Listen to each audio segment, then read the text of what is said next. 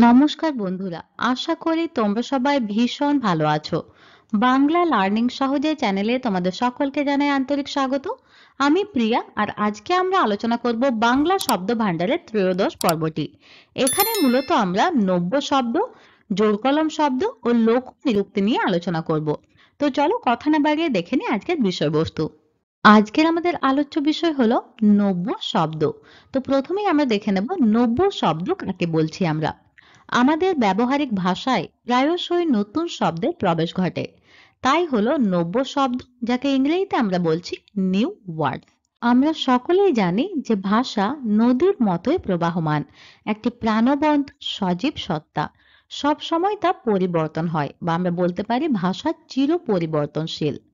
আমাদের ব্যবহারিক বাংলা ভাষাও তার থেকে আলাদা নয়। বাংলা ভাষা প্রায়শই অর্থাৎ বেশিরভাগ সময়ই নতুন নতুন শব্দের প্রবেশ ঘটছে তার শব্দ ভাণ্ডারে।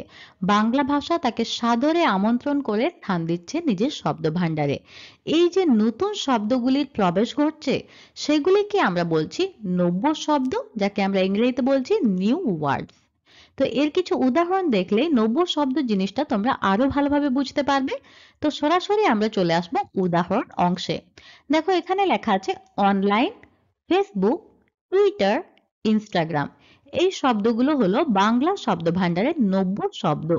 অর্থাৎ আগে রবীন্দ্রনাথ বা বঙ্কিমচন্দ্র এই শব্দগুলো ব্যবহার করেননি, কিন্তু বর্তমানে যে লেখক বা কবি বা ঔপন্যাসিকরা আছেন, তারা কিন্তু এইসব শব্দের ব্যবহার বহুল করছেন তাদের রচনায়। তো এইগুলি হলো নব্য শব্দের উদাহরণ।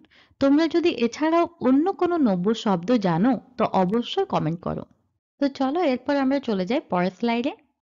এরপর আমরা দেখে নেব জোড়কলম শব্দ। তো প্রথমে আমরা জেনে নেব জোড়কলম শব্দ কাকে বলে।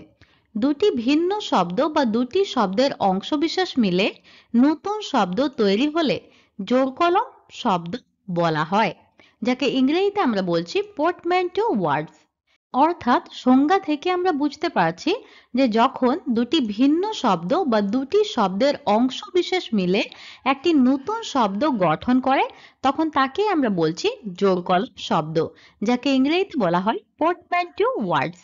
ধরো এটি একটি আলাদা শব্দ এবং এটি একটি আলাদা শব্দ, এর কিছুটা অংশ এবং এর কিছুটা অংশ, এই অংশটা এবং এর এই অংশটা নিয়ে একটি নতুন শব্দ যখন গঠন হচ্ছে, তখন সেটি হচ্ছে জোড়কলম শব্দ, বা ইংরেজিতে আমরা এটিকেই বলছি পোর্টম্যান্টো ওয়ার্ডস। এর কিছু উদাহরণ দেখলে তোমরা বিষয়টা আরো ভালোভাবে বুঝতে পারবে। তো সরাসরি আমরা চলে আসবো উদাহরণ অংশে।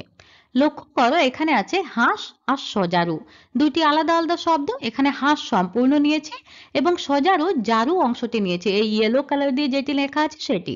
এগুলি আমরা নিচ্ছি, ঠিক আছে? তাহলে হাঁস আর জারু এই দুটিকে জোড়ে আমরা বানালাম হাঁস জারু এই নতুন শব্দটি। এটি হলো জোড়কলম শব্দ। ঠিক একইভাবে লক্ষ্য করো ধোঁয়া আর কুয়াশা। এখানে ধোঁয়া সম্পূর্ণ শব্দটা আমরা নিলাম এবং কুয়াশা শুধু সা নিয়েছি, এটিকে জুড়ে বানালাম ধোঁয়াশা। এটি হলো জোড়কলম শব্দের উদাহরণ। ঠিক একইভাবে লক্ষ্য করো ঝট যুক্ত তড়িৎ। এখানে ঝট শব্দটা আমরা সম্পূর্ণ অংশ নিচ্ছি এবং তড়িতে শুধু ইত নিচ্ছি। এখানে ই হস্যইটা আমরা দেখাতে পারছি না কালার দিয়ে, এখানে হস্যইটিও কিন্তু আমরা গ্রহণ করছি। ইত নিয়ে আমরা বানাচ্ছি ঝটিত এই নতুন শব্দটি। এটিও জোড়কলম শব্দেরই উদাহরণ। তাহলে তোমরা এখানে লক্ষ্য করো এখানে আমরা দুটি ভিন্ন শব্দ বা দুটি শব্দের অংশ বিশেষ নিয়ে যখন আমরা নতুন শব্দ তৈরি করছি জুড়ে, সেটি হলো জোড়কলম শব্দ। তো চলো এরপর আমরা পরের স্লাইডে চলে যাই। এরপর আমরা দেখে নেব লোক নিরুক্তি। তো প্রথমে আমরা জেনে নেব লোক নিরুক্তি কাকে বলে। সাধারণ লোক তার জ্ঞান বুদ্ধি দিয়ে কোনো শব্দ সৃষ্টি করলে, ওই শব্দ ব্যাপক লোক ব্যবহার করলে সেই শব্দকে বলা হয় লোক নিরুক্তি, যাকে ইংরেজিতে বলছি আমরা ফোক এটমোলজি। অর্থাৎ সংজ্ঞা থেকে আমরা বুঝতে পারছি যখন কোনো সাধারণ লোক তাদের জ্ঞান বুদ্ধি দিয়ে কোনো নতুন শব্দ সৃষ্টি করে এবং সেই শব্দটি যদি ব্যাপক লোক অর্থাৎ অনেক লোক বা বেশি সংখ্যক লোক ব্যবহার করলে সেই শব্দকে আমরা বলছি লোক নিরুক্তি, যাকে ইংরেজিতে বলা হচ্ছে ফোক এটমোলজি। এবার লক্ষ্য করো যদি আমি তুমি নিজের জ্ঞান বুদ্ধি দিয়ে কোনো শব্দ সৃষ্টি করি, তাহলে সেই শব্দটাকে কি আমরা লোক নিরুক্তি বলবো? না, সেই শব্দটি ততক্ষণ পর্যন্ত লোকনিযুক্তিতে গণ্য হবে না যতক্ষণ না পর্যন্ত সেই শব্দটি ব্যাপক লোক অর্থাৎ অনেক সংখ্যক লোক ব্যবহার না করছে। যদি আমি বা তুমি কোনো শব্দ সৃষ্টি করি নিজের জ্ঞান বুদ্ধি দিয়ে এবং সেই শব্দটি যদি ব্যাপক লোক অর্থাৎ অনেক লোকে ব্যবহার করে, তখন সেই শব্দটা অবশ্যই লোকনিযুক্তিতে গণ্য হবে। তো আশা করি তোমরা লোকনিযুক্তিটি ভালোভাবে বুঝতে পেরেছো। এটিকে আরো ভালোভাবে ক্লিয়ার করতে আমরা এর কিছু উদাহরণ দেখে নেব। তো এখানে দেখো প্রথমেই লেখা আছে, বটাভিয়া দেশের লেবু এ দেশের লোকের সৃষ্ট শব্দ তথা লোকনিযুক্তিতে হয়েছে বাতাবি লেবু। তাহলে প্রথমে কি ছিল এটি? বাটাভিয়া দেশের লেবু, কিন্তু এটিকে আমাদের দেশের লোকেরা বলতো বাতাবি লেবু এবং এই শব্দটি বেশিরভাগ লোকেই ব্যবহার করতো বলে এটি লোকনিযুক্তিতে প্রবর্তিত হয়েছে বা বলতে পারো লোকনিযুক্তিতে প্রচলন ঘটেছে। ঠিক একইভাবে আরেকটি শব্দ দেখো, শোভন পাপড়ি।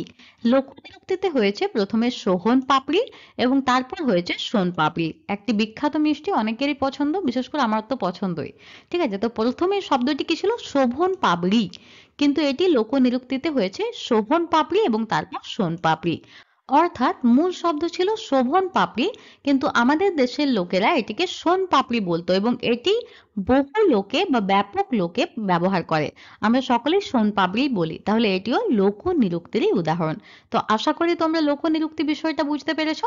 এছাড়াও তোমাদের যদি অন্য কোনো লোকনিযুক্তি জানা থাকে তো অবশ্যই কমেন্ট বক্সে কমেন্ট করো। তো আশা করি আজকের আলোচনার সমস্ত বিষয়টাই তোমরা বুঝতে পেরেছো। এ বিষয়ে তোমাদের মনে যদি কোনো প্রশ্ন থাকে তো অবশ্যই তোমরা কমেন্ট বক্সে এসে কমেন্ট করো, যার উত্তর তোমরা খুব তাড়াতাড়ি পেয়ে যাবে। তো দেখা করছি পরের ভিডিওতে অন্য কোনো বিষয়ের আলোচনা নিয়ে। ততক্ষণ পর্যন্ত ভালো থেকো, সুস্থ থেকো, নিজের এবং পরিবারের সকলের খেয়াল রেখো। টাটা।